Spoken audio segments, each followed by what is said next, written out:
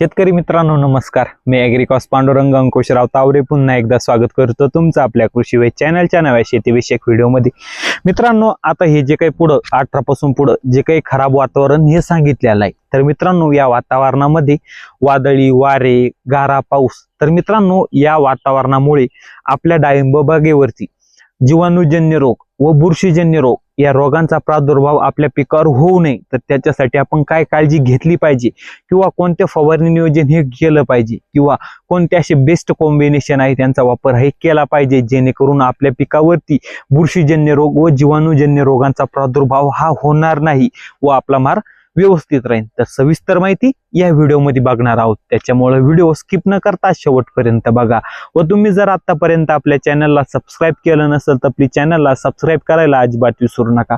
तर मित्रांनो, हे जे काही सध्याचं जे काही वातावरण हे झालेलं आहे किंवा इथून पुढे जे काही होणार आहे, तर मित्रांनो या दमट वातावरणामुळे सर्वात जास्त आपल्या पिकावर वाढणारा रोग म्हणजे तेल्या. तर मित्रांनो, या जे काही फवारणी नियोजन आपल्याला हे करायचं आहे, याच्यामध्ये आपल्याला जैविक सुद्धा वापरायचा आहे, त्याच्यामध्ये ऑर्गॅनिकचा वापर करायचा आहे आणि त्याच्यासोबत जे काही केमिकलचा सुद्धा वापर त्या ठिकाणी करायचा आहे. मित्रांनो, हे जे काही जीवाणूजन्य रोग आणि जे काही बुरशीजन्य रोग आहे हे आपल्याला व्यवस्थित कळून घ्यायची, कोणता रोग आलेला आहे, कोणता फवारणी करायचा आहे. व मित्रांनो, हे जे काही रोग आहे हे आपल्याला फक्त केमिकल ना किंवा फक्त जैविक ना किंवा फक्त जे काही ऑर्गॅनिकचे जे काही प्रोडक्ट आहे किंवा औषध आहे त्यांना कंट्रोल हे होणार नाही. तर आपल्याला यामध्ये तीनही जे काही ऑर्गॅनिक प्लस केमिकल प्लस जैविक या तिन्हींचा वापर करून आपल्याला हे काही जीवाणूजन्य व बुरशीजन्य रोग आपल्या पिकामधील कंट्रोल करायचे आहे. तर मित्रांनो, यामध्ये मग आपल्याला फवारणी नियोजन करताना आपल्याला जर आपलीकडे आज समजा पाऊस पडला तर त्या ठिकाणी आपल्याला लगेच सॅनिटायझर म्हणून जे काही होवासान आहे ते 2 ml प्रति लिटर पाण्यासाठी वापरून फवारणी ही करायची आहे.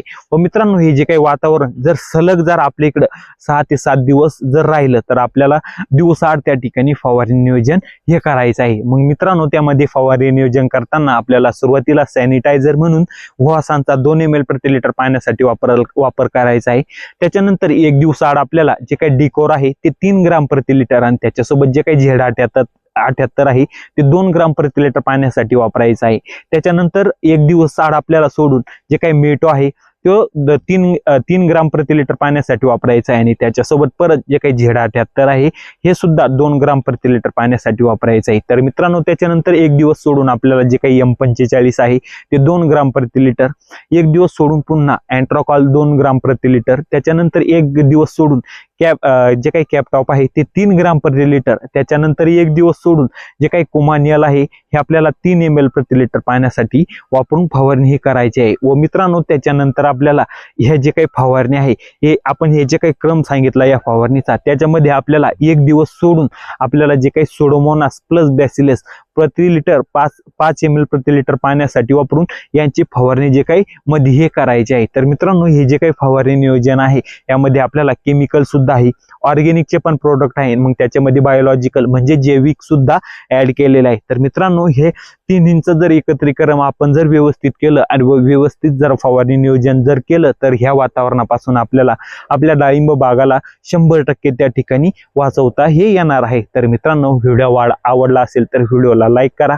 हा व्हिडिओ आपले इतर जे काही डाळिंब उत्पादक शेतकरी आहेत त्यांना शेअर करून चॅनलला सबस्क्राईब करायला अजिबात विसरू नका. धन्यवाद.